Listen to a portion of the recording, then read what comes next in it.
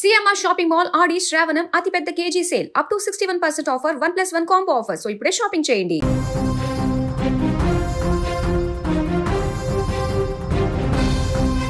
పవిత్ర పుణ్యస్థలం శ్రీశైలంలో తీవ్ర విషాద ఘటన చోటు చేసుకుంది.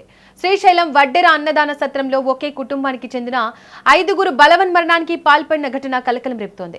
ఈ నెల 20న సత్యసాయి జిల్లా బత్తలపల్లి గ్రామానికి చెందిన ఓ కుటుంబం ఆటోలో వచ్చి వడ్డెర సత్రంలో రూమ్ నంబర్ 11ను తీసుకున్నారు. గత 3 రోజులుగా బయటకు రాకపోవడంతో పాటు దుర్వాసన రావడంతో అనుమానం వచ్చిన సత్రం నిర్వాహకులు వెంటనే పోలీసులకు సమాచారం అందించారు. దీంతో పోలీసులు అక్కడకు చేరుకొని తలుపులు తెరిచి చూడగా బాత్రూంలో 3 మహిళలు, ఫ్యాన్ కు 2 పురుషులు విగత జీవులుగా కనిపించారు. మృతులు సుధాకర్, గోగుల ఆదిలక్ష్మి, మల్లేశ్వరి, శ్రీదేవి మణికంఠగా గుర్తించారు. ఇక ఈ ఘటనపై పోలీసులు కేసు నమోదు చేసి దర్యాప్తు చేపట్టారు. ఆర్థిక ఇబ్బందులే ఆత్మహత్యకు కారణంగా పోలీసులు భావిస్తున్నారు. ఇక ఘటనకు సంబంధించిన మరింత సమాచారాన్ని మా రిపోర్టర్ కిరణ్ అందిస్తారు. కిరణ్, చెప్పండి, అసలు ఆ మృతి చెందిన 5గురు ఎవరు, వారి డీటెయిల్స్ ఏంటి, ఎన్ని రోజుల క్రితం అక్కడికి వచ్చారు, పూర్తి సమాచారం ఏంటి? దీపిక, నంద్యాల జిల్లా శ్రీశైలం దేవస్థానంలో విషాదం చోటు చేసుకుంది. శ్రీశైలం దేవస్థానంలోని వడ్డెర సత్రంలో మిగతా జీతగా 5 మంది, ఒకే కుటుంబానికి చెందిన 5 మంది ఆత్మహత్యకైతే పాల్పడడం జరిగింది. వీరందరూ కూడా సత్యసాయి జిల్లా బత్తలపల్లికి చెందిన వారు. మొత్తం సుధాకరు, మల్లేశ్వరి, శ్రీదేవి, ఆదిలక్ష్మి, మణిగా పోలీసులు అయితే గుర్తించారు. వీళ్ళకి ఆర్థిక పరంగా ఇబ్బందులు ఈ మృతికి కారణంగా పోలీసులు అయితే భావిస్తున్నారు. ఈ మొత్తం మీద 3 రోజుల క్రితం సత్రానికి వీళ్ళు ఆటోలో అయితే వచ్చారు. 3 రోజుల క్రితం వచ్చిన వాళ్ళు అక్కడే రూమ్ లోనే ఉన్నారు. బయటికి రాకపోవడంతో సత్రం వాళ్ళు అనుమానం వచ్చి పోలీసులని పిలిపించి పోలీసుల ఆధ్వర్యంలో లోపల మొత్తం తలుపులు తెరపగా బాత్రూంలో 3, అలాగే రూమ్ లో 2 ఇలా మొత్తం ఊరేసుకొని ఆత్మహత్యకు పాల్పడ్డ ఒక ఘటన అయితే ఈ రోజు వెలుగులోకి వచ్చింది. అయితే కిరణ్, అసలు 5గురి సమాచారం ఏంటి? వాళ్ళ 5గురు స్నేహితులా, లేకపోతే ఏమైనా రిలేషన్షిప్ ఉందా, ఏంటి? 5గురు ఒకే కుటుంబ సభ్యులే దీపిగా. 2 మహిళలు, అలాగే ఒక పురుషుడు, ఒక లేడీ, అంటే మొత్తం కుటుంబ సభ్యులు. ఒక 2 మహిళలకు కూడా పెళ్లి కాలేదు.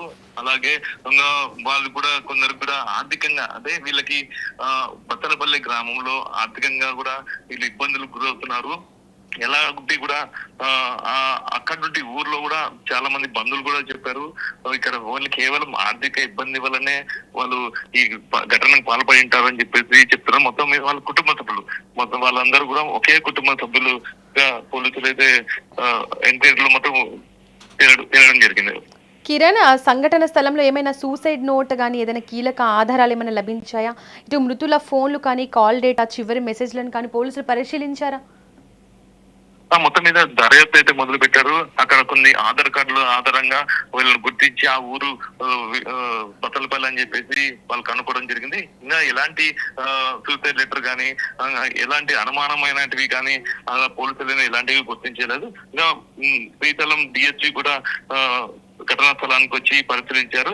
దీనిపైన కేసు నమోదు చేసి పూర్తి దర్యాప్తు చేస్తామని చెప్పేసి కూడా శ్రీశైలం పోలీసులు కూడా తెలిపారు. దీపిక, కిరణ్, అయితే ఈ నెల 20న వాళ్ళు అక్కడికి వచ్చినట్టు తెలుస్తుంది. వారి కదలికలను అని దానికి సంబంధించిన సీసీటీవీ ఫుటేజ్ ఏమైనా పరిశీలించారా? మొదటగా 1 రోజు ఉండాలని చెప్పేసి అక్కడ సత్రం వాళ్ళకి చెప్పారు. కానీ 1 రోజు కాస్త మళ్ళీ ఎక్స్టెన్షన్, అంటే మళ్ళీ ఇంకా 2 రోజులు ఉంటామని చెప్పేసి సత్రం వాళ్ళకి చెప్పడం జరిగింది.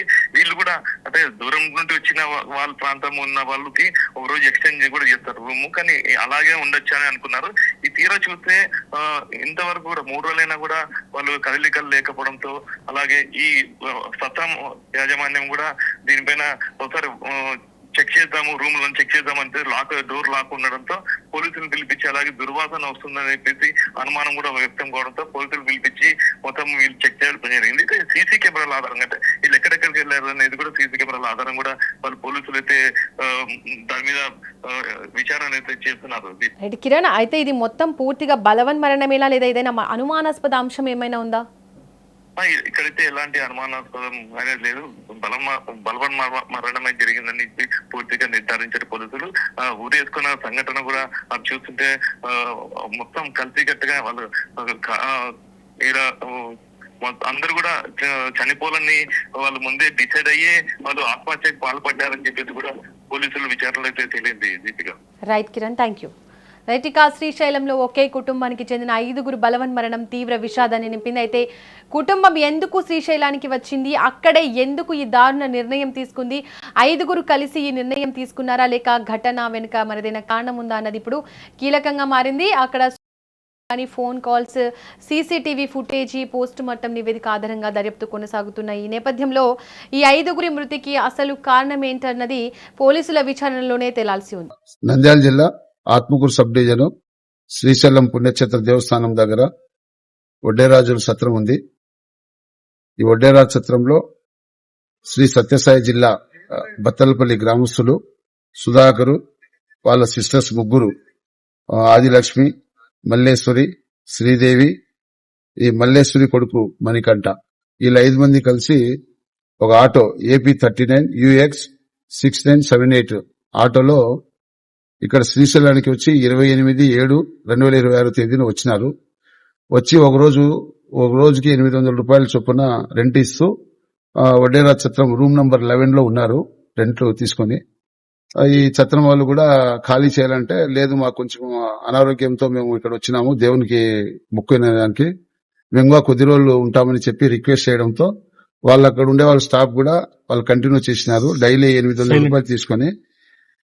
కానీ ఈ రోజు ఉదయం 8:30 గంటలకు ఛత్రం వాళ్ళు మా 1 టౌన్ ఎస్ఐ సుబ్బారెడ్డి గారికి సమాచారం ఇస్తే ఇక్కడ మా సిఐ ఎస్ఐ సుబ్బారెడ్డి వాళ్ళ స్టాఫ్ అంతా వచ్చి చూసినారు.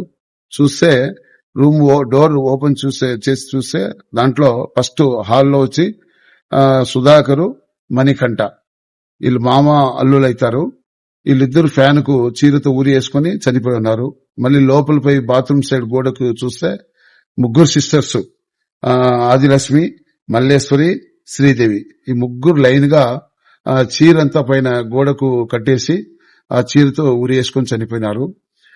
దీనిపైన మేమంతా విచారణ చేస్తే అక్కడ లోకల్ గా సత్యసాయి జిల్లా బత్తనపల్లి గ్రామస్తులు వాళ్ళ బంధువులతో మాట్లాడితే ఫోన్ లో ఒకతను సుధాకరు ప్లస్ బత్తనపల్లి ఎస్ఐ గారితో కూడా మాట్లాడితే వాళ్ళు కొంచెం ఆర్థికంగా చాలా సమస్య ఉండి ఇద్దరు సిస్టర్స్ కూడా పెండ్లి అయ్యి కూడా భర్తను వదిలేసి ఉండడంతో వాళ్ళు ఒకే ఇంట్లో ఉన్నారు, ఆర్థికంగా చాలా ఇబ్బంది పడుతున్నారు.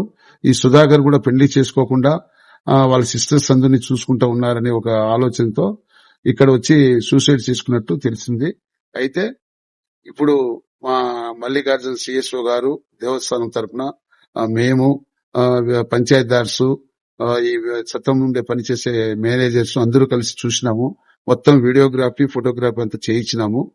వాళ్ళ బంధువులు కూడా వాళ్ళ కంప్లైంట్ తీసుకుని మీరు ప్రొసీజర్ ఫాలో కండి అని చెప్పినారు. వాళ్ళు కూడా బయలుదేరి వస్తున్నారు.